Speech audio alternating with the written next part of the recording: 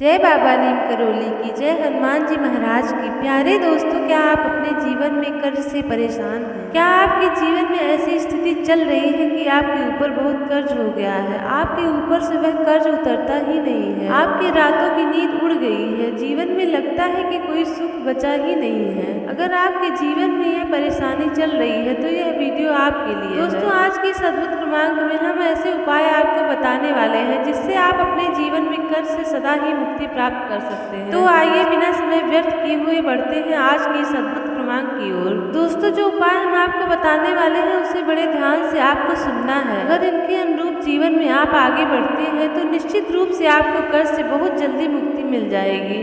तो आइए बढ़ते हैं पहले उपाय की ओर, जो कि आपको करना है। दोस्तों, 3 दिन मैं आपको बता रही हूँ, इनमें से किसी भी दिन आप ये उपाय कर सकते हैं। इन 3 दिनों में से शनिवार, मंगलवार और गुरुवार में से आपको कोई सा भी दिन चुनना है। उसके बाद आपको 5 पान के पत्ते लेकर आने हैं। उन पान के पत्तों को बड़ी सावधानी से आपको चुनना होगा कि वह खंडित ना हो, मतलब कोई भी पत्ता कटा या फटा नहीं होना चाहिए। दोस्तों, बड़े ही ध्यान से आपको इन पत्तों का चुनाव करना होगा। दोस्तों, आपको सहज से इन पत्तों पर श्री के ऊपर बिंदी और श्री राम लिखना। इसके पश्चात श्री राम इन पत्तों पर लिखकर जिस भी दिन का आप चुनाव करेंगे उस दिन आपको ये प्रभु श्री हनुमान जी को समर्पित करना है और उन पर चढ़ाने हैं। दोस्तों, लगता है कि दिनों का चुनाव करने में आपको असमंजस हो रही है तो निश्चित रूप से आपको मंगलवार के दिन का ही चुनाव करना चाहिए, क्योंकि मंगलवार का दिन पूर्ण रूप से श्री हनुमान जी को समर्पित है। दोस्तों, पत्ते को हनुमान जी पे चढ़ाने के बाद आपको श्री हनुमान चालीसा का पाठ भी करना है।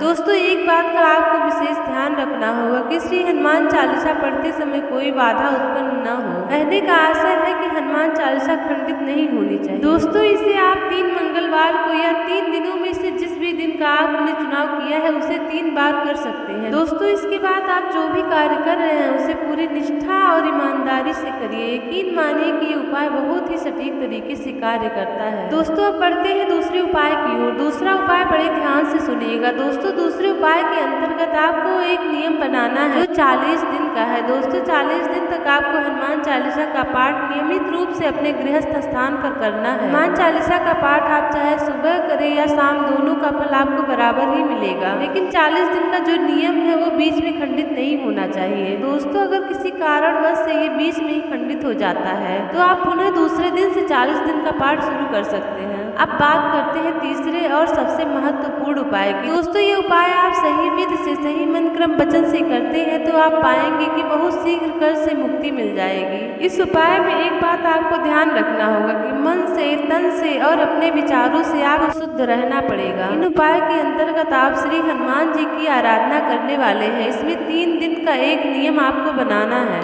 3 दिनों में एक अखंड ज्योति सरसों के तेल में दीपक के स्वरूप में आपको श्री हनुमान जी के चित्र के समक्ष रखनी है और इन 3 दिनों में जो अखंड ज्योति होती है वो कभी बुझने ना पाए। दोस्तों, अखंड ज्योति का आशय होता है कि जो ज्योति आप जलाए वो जलनी ही चाहिए। अब आपको हनुमान जी को याद कर हनुमान चालीसा का जितना भी पाठ आप कर पाए, यहाँ कोई संख्या नहीं है, वह 1 भी हो सकता है, 2 भी हो सकता है। दोस्तों, आप पूरे अंतर्मन से एकाग्र चित्त होकर हनुमान चालीसा का पाठ करिए, पर ध्यान रखिएगा वहाँ पर एकदम शांति का माहौल होना चाहिए। उसके बाद आपको एक चौपाई बोलना है, और देवता चित्त न धरहि, हनुमत से ही सर्व सुख करहि। इसका भी पाठ आप जितनी बार कर सकते हैं। इसमें भी कोई संख्या या विराम नहीं है। दोस्तों, अगर ये 3 उपाय आप विधिवत रूप से अपने जीवन में करते हैं तो देख लीजिएगा आपके जीवन में बहुत ही बदलाव देखने को मिलेगा।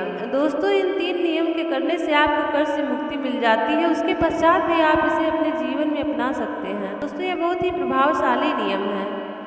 जय बाबा नीम करोली की जय, हनुमान जी महाराज की।